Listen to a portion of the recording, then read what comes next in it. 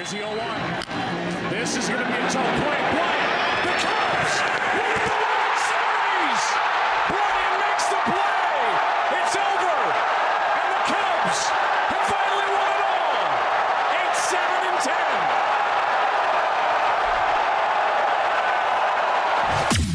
8-7-10. Welcome to Club 120.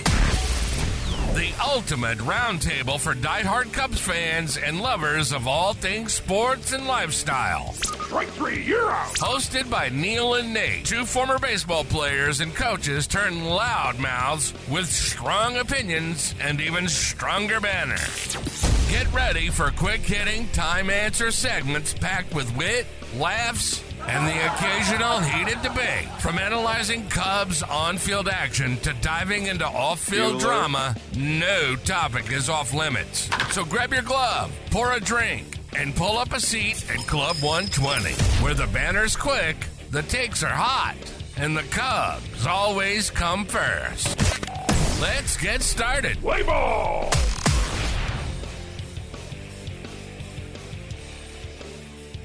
Hey, Cubs fans, it's 120. You know what that means. It's time to grab an old style and a bleacher seat, step on into Club 120, and let's talk Cubs. Man, it's been a big week and a lot to get into as we send the Dodger faithful packing on a 2-game sweep. What a week it's been, and we are so excited. A little bit different scene today. We'll let Neil get into it, but man, we are so pumped, and we are ready for it. Yeah, man, it's the first episode. This is episode 15, and the first time we've been in the same room to do an episode. So that's exciting. And man, what a show we have, and some pretty cool stuff coming up. We're going to obviously cover the Dodger series. We're going to do a quick recap there. We got a segment called Happy to Be Here. We're going to cover some recent Cubs transactions, and we're going to touch on the Dog Pound. We're going to revisit that segment. And a good old-fashioned would you rather to finish things off. But, man, it is some exciting news is that we are currently filming this in San Diego the day after a Dodgers victory. Dodgers? Well, a victory over the Dodgers. Thank you. Sorry. Woo. But we are headed to Wrigley. So Nate and I will be in Wrigleyville. We will be in the ballpark for the Phillies series, and man, I can't wait to get there. Looking forward to it. But let's talk Dodgers, man. Let's talk about the series and the recap. Absolutely, man. What an exciting week of ball that we've seen, capped off with this 2-game Dodgers series. Man, it's been such a gauntlet. And first, I do want to say I'm glad that we're done with the Dodgers. Absolutely. I'll see you later. I'd love to see you later, but I'm glad that we are going to have to see you later. Yeah, like October later. Yeah, because, man, this has just been an unbelievable run, and now we've got the Phillies again. So it's still going. But, man, I can tell you this. There has not been a more entertaining first month of a season that I can remember. And that is 100% due to the resiliency of this team, the confidence that they're showing. And if we're going to recap anything, that's probably the place to start, isn't it? Oh my gosh. Yeah, absolutely. So whenever we fret, whenever we give up 3 in the first, whenever we give up 3 in the 8th, there seems to always be an answer.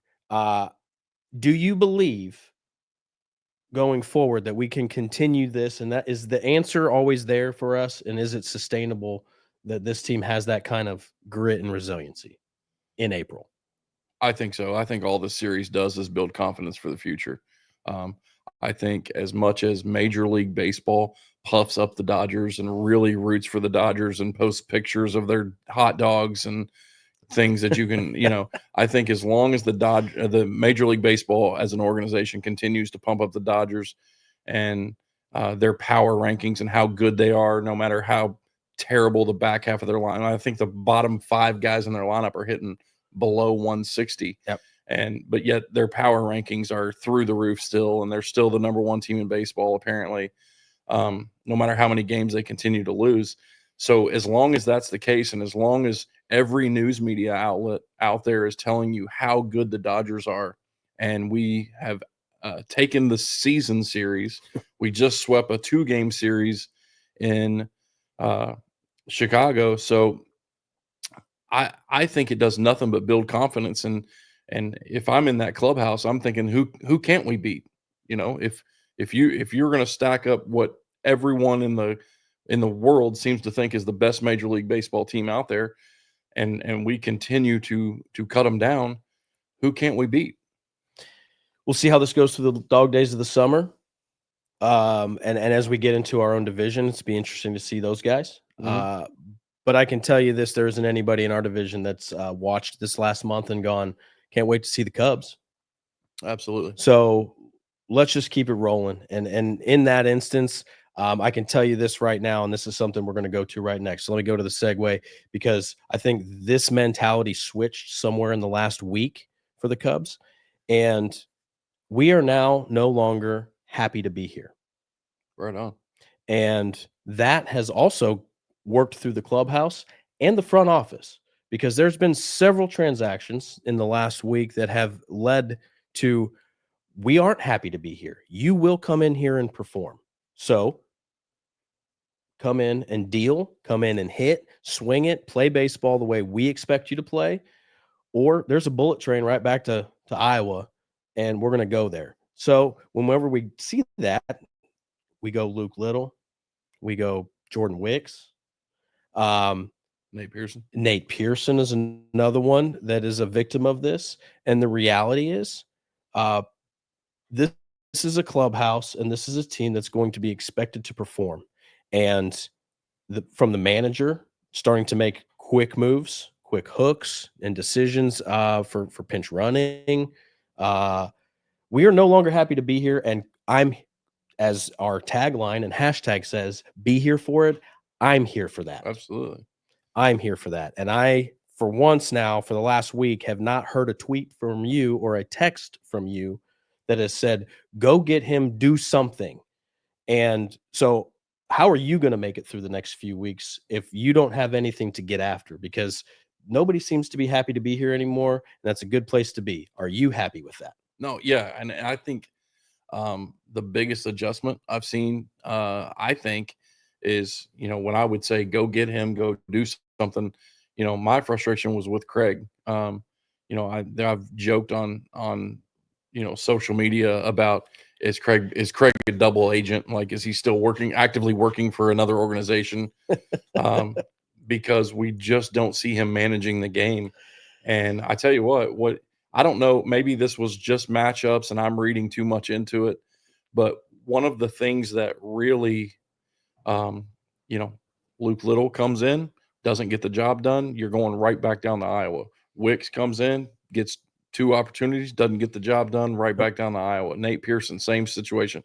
But what I even liked even a little bit further than that was, I believe it was either the first game or the second game of the Padres series, when Workman it wasn't Workman first, it was Brujan, right? Yep. Brujan in a big situation. Brujan started at third that game. Yep. Big situation. All we're asking you to do is put the ball in play and move a runner. And took 4 pitches, like just stared at 4 pitches. The bat never got off his shoulder, struck him out. And that following half inning, he didn't return to action. That we put Gage Workman in. And I think it was an inning, maybe 2 later, Workman just completely misses a routine ground ball at third to give up the lead. And the next half inning, Justin Turner hits for him. Right. So I think even the message from the managerial side of it is like, if you're not going, we're going to find somebody to do this. And I love to see it. I love to see it because to me, it's been too long where we just see, congratulations, you made it to the show. We're happy you're here, and we hope you work out. Right. And we're going to ride this. Yeah, we're going to ride it as long as we can. And I like that we're making moves and sending guys back down who we just brought up that aren't getting the job done. Love it. It's great. Now, there have been a flurry of transactions with that mentality. Is great. We've also seen some guys brought in as well. So let's do a little transaction review. And let's kind of get the temperature on it. And as far as transactions, let's kind of knock one out real quick, which is kind of a we're not sure what's going on. Javi Assad walked off the mound after 4 good innings the other night, threw a warm-up pitch and just walked off. Are we staring at a transaction that turns him into a 60-day IL at this point? Oh man, I don't know. The thing that scares me about Javi Assad is that it was self-reported. It wasn't. I would feel better if it was in between innings and he was like, "Man, I'm just stiff. I don't feel right. Something's not feeling good." And then they decided to remove him from the game. Right. But instead, it was he came back out for either the 4th or the 5th, I believe. Came back out, threw a warm-up pitch, and was like, "Nope, I'm done." Right. And to me, that usually means something's popped. It doesn't. It's not a slight discomfort issue. It is a I'm done issue, and that's scary. I don't like that. So I don't know what the move will be. What's frustrating as a fan is the lack of noise we're getting from it. Right. Like somebody tell us something, and maybe there has been. Sure. Both you and I have been preoccupied with other stuff today, so it's maybe it's out there and we just didn't see it, but I don't think I haven't seen it anyway. Sure. 2 guys came in. Yep. 2 guys came in, made a move for a familiar face, spent some time in the spring with him. Welcome back, Nicky Lopez. Where do you feel like he fits in our land of utilities? I feel like we're getting a nice tool bag out there in our bench, and we talked about good bench play, right? I mean, that was one of the Jed and Craig pinpoints for the offseason, and I still feel like we're tooling that. Do you feel like Nicky Lopez gives us anything, or is he just insurance at the AAA level at this point right now? Well, Jed's buzzword is always, depth, and I feel like we have a real Swiss Army knife in the utility department. We have Bruhan, who's kind of a utility guy, but more of an outfield, if you ask me, even though we've played him at third. And then we have Nicky Lopez now. We have Workman. We have Birdie. So it's Justin Turner plays both of the corners. Position flexibility. At this point, it's like only the guys who start, Nico, Dansby, and our 2 catchers and our outfield, let's leave them alone. But basically Dansby, Nico, and our 2 catchers are the only ones that are locked into a position. Everybody else seems to play every one of them. So I know what the plan is. I know we can't keep this many utility guys on the roster, but I don't know what the plan is going forward. Right. Well, another thing that we seem to be collecting right now is left-handed arms. Cosgrove comes in a week and a half ago from the San Diego organization. We just picked up Drew Pomerantz. Has not thrown a major league pitch in a couple of years, it seems. So do you feel like there's a strategy behind collecting left-handed arms? Can you have too much lefty pitching? Is this a reaction to Wicks not being there? Is this a reaction to how many left-handed bats we're going to face?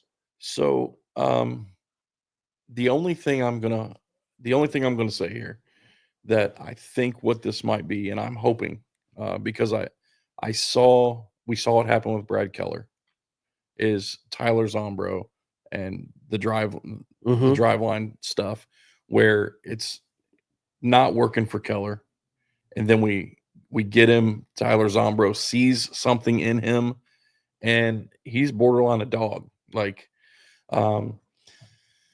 And I'm hoping that this Pomerantz guy is something that Zombro sees in him and is like, man, if we just make this little tweak right here, he's going to be dealing, and we're going to change his career.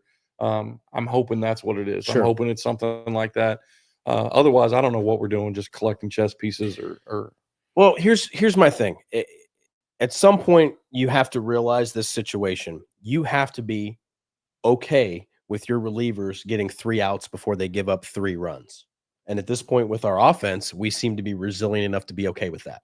So while some of these guys are figuring maybe some of that stuff out, I know it's stressful for us as fans, but maybe there is a plan. And at some point, we do have to stop questioning and start trusting and say, okay, we all have a great record right now and we have a team. And if they feel like that's a good fit for this team, then that's great. Yeah. Have you had a transaction in the last 2 weeks that you've been like, what's going on? Yeah, too. Nicky Lopez. Actually, every one of them. Like, what are we doing with the Pomerantz guy? Like, again, I'm holding judgment on that one. Mm-hmm. The Nicky Lopez, I don't know what that move is for. I don't know why that is. That's just like we keep. I mean, he's just another birdie to me.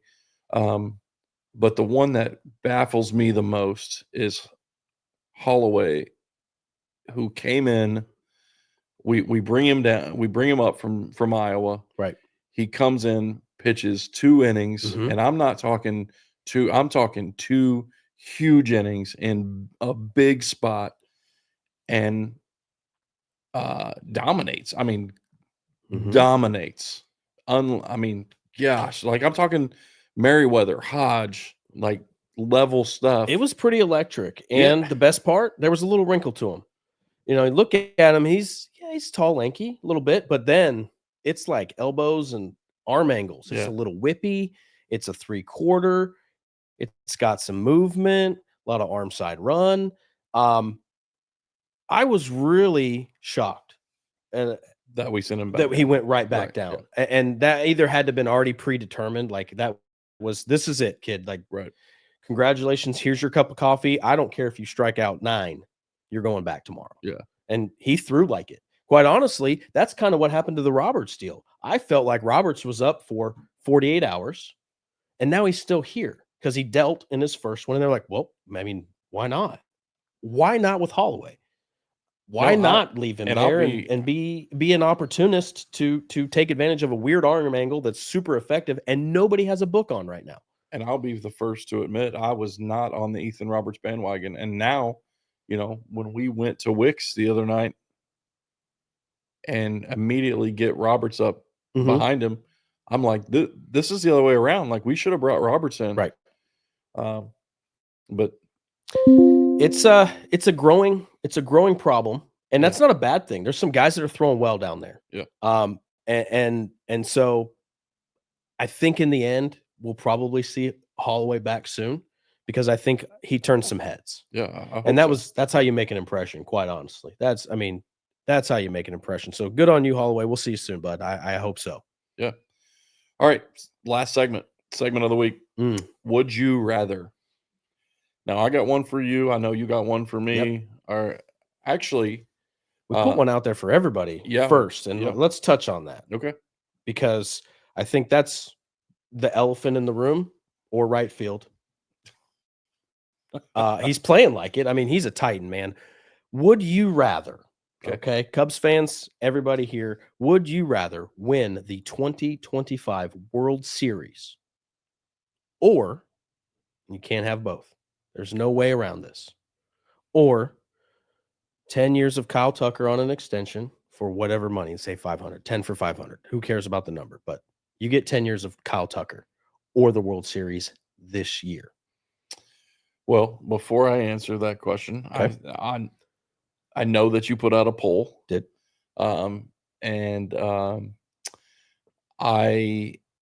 Before I answer it, well, it's not going to change my answer because I know what I'm going to say. Okay. But I do want to know, what was the result of the poll? What? Yeah, the final tally, I believe, was 73% for a World Series title in 2025. That's where I'm at. I totally agree. As much as I first off, I will. Kyle Tucker is a generational talent. He is, and you know, if we want to offer him a decade for the kitchen sink, I'm all for it. Mm-hmm. But that being said, if that means we do not win a World Series, if I have to trade that deal for a World Series, I mean, it was 108 years that we went between World Series. And if we have the opportunity inside of 9 years to win another one, I'm absolutely selling I'm selling the farm for it. I'm all in. Yeah. And I'll be honest with you, my answer might have changed before the Dodgers series. My Okay. answer might have been different before we just absolutely showed how stinking resilient we are, how no matter what you throw at us, no matter what you do defensively, no matter what mistakes we make defensively, Mhm. that we're going to go in and say, you know what, I got your back. We're going to do this. It's a trophy for me. Okay. The players will come and go.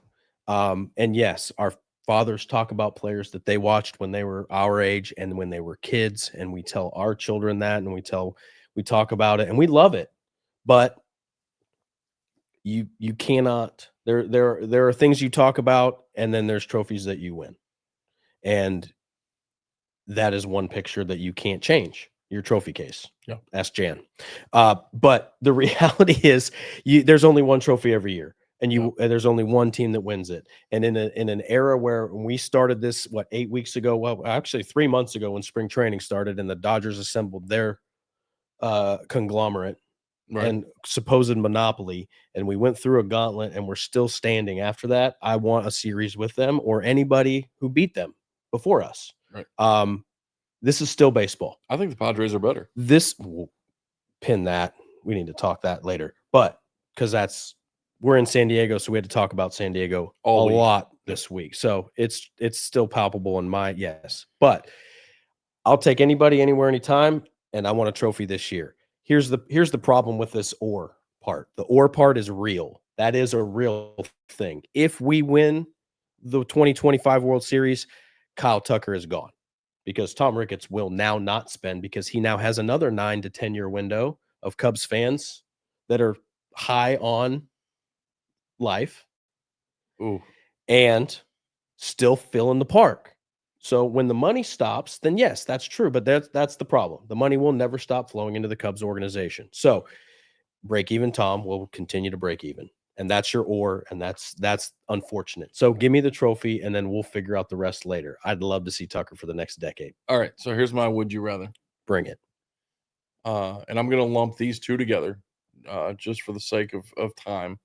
We're going to lump together either the bullpen or a starter. Okay. So would you rather address a pitching need, or would you rather address the third base situation?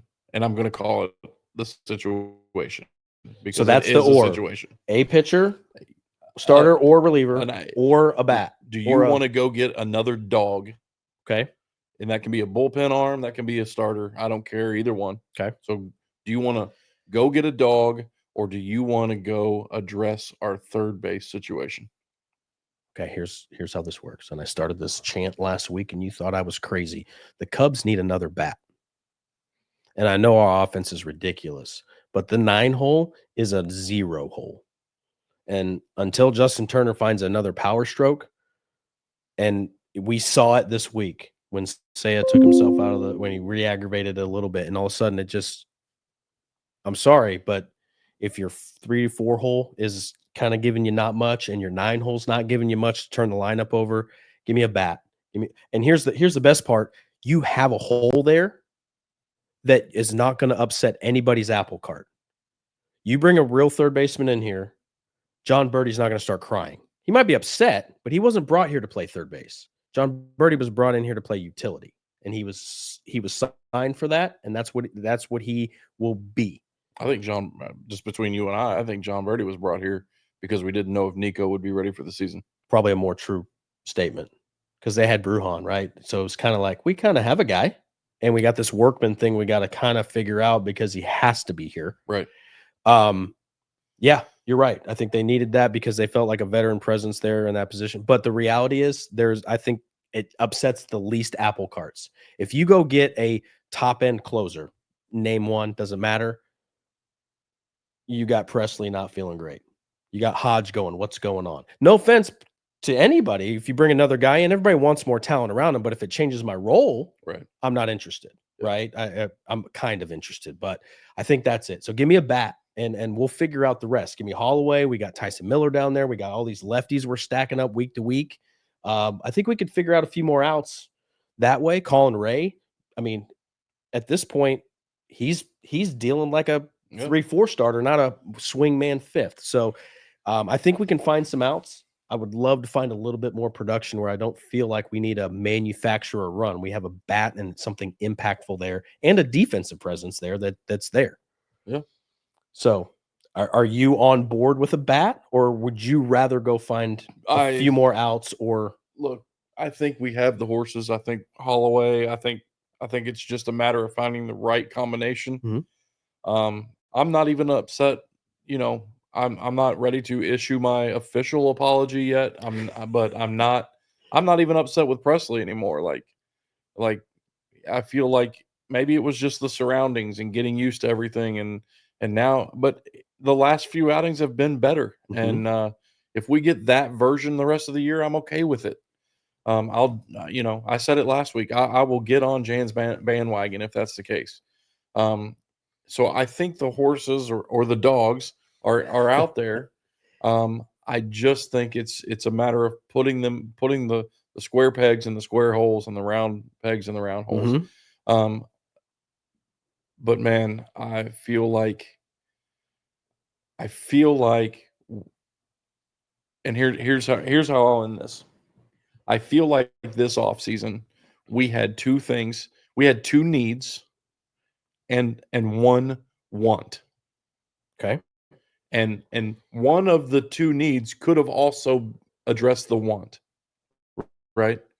Like the two needs were, we needed to address third base Mhm. and we needed to address the bullpen. Okay. I don't feel like we addressed any of the needs, and the want was a superstar. Now, you could have went and got a superstar who plays third base, and you could have addressed a want and a need all with the same stroke of a pen. Mhm. I feel like we went and got a superstar and addressed a want, but we didn't need a right fielder.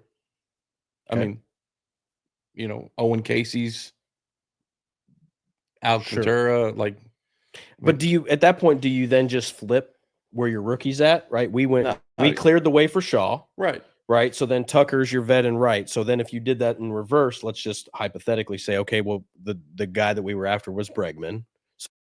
So Breggs is at third, and I then mean, and look, and say it. Casey's in right. Say it So gets a bad knock for his defense. I mean, because he missed he missed routine. 3 routine fly balls in his career with Chicago that just happened to be huge, like playoff implication. Correct. Huge. So that's the knock there. We would have been fine with Say it and right. Like we would have been. Sure.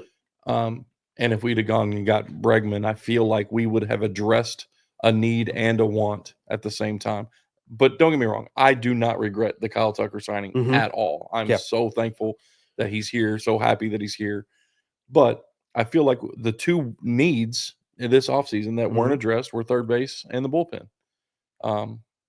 So, and I think that's where we are right now. I think right now we're a month into the season, and we're sitting here looking at each other saying, we still need to address the bullpen and we still need to address third base. And now, not only do we need to address the bullpen, well, I don't think we need to Yep. address starting pitching, but now with Sure. Justin Steele, Right. that's a whole nother wrinkle. So, Well, as the dust is settling here in the first month of the start of the season, I can tell you this right now: we are highly entertained. We Mm. are excited. So, regardless of our musings or our frustrations, we're still a damn good team. absolutely. So let's not forget the part where, Absolutely. in the end, the need still might be there, but we're still figuring out a way. So Yeah. back to the beginning, right? Tie it all up. This team is resilient and it's fun to watch. So we can still want. I mean, we're never not going to want. No. So I would rather be wanting, though, 3 games up heading into the last week of the first month, if you will, Yep. before we even get to a divisional game. I'd rather be here than below 500, trying to figure out if we're anything. This team is exactly what we wanted. Yeah. 3 hours of entertainment for 162 games a year. Yep. Good, bad, and ugly, but there's a lot more good. Yeah. And I love it. Yeah. Hey, that's all the time we have. We talked about it a little bit in the open. We will both be in Wrigleyville Friday and Saturday. Yep. If you're around, we'd love to see you. We'd love for you to stop and say hi. But that's all the time we have. That's it. Be sure to like, subscribe, follow all social medias at Club120 Show on the website, www.club120show.com. Go Cubs, go. Go Cubs, go. This has been Club 120. Neil and Nate have practically spent their entire lives doing something centered around baseball. And with these guys, you're going to get quick-hitting, time-answer segments packed with wit, laughs, and, yes, heated debates. We hope you enjoyed the show. If you did, make sure to like, rate, and review. We'll be back soon. But in the meantime, you can find us on all social media platforms at Club120 Show. And, of course, the website at www.club120show.com. Until next time, go Cubs, go!